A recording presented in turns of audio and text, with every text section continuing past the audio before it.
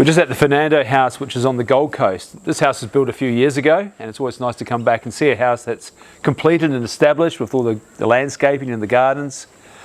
Now this was the first of our kind of our modular style homes, where there are basically two different pavilions connected by breezeways.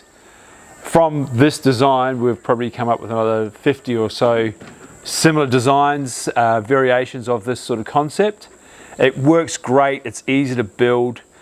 I have to say, it just blends into the environment as well, because if you're on a sloping site, I mean, this one's got a concrete slab for the living area and then elevated decking. So it just means you can follow the natural contours very easily. You don't have to worry about big retaining walls and excavation.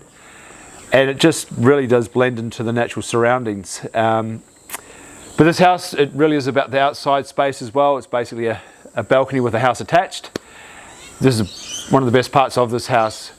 Nice big raked ceilings in the living room, highlight windows as well, though electric as well, so you can just push a button and it opens up the louvered windows up the top, which is a great feature.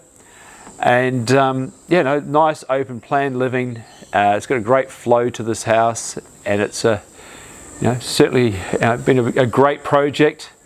Owner builders that have done a fantastic job.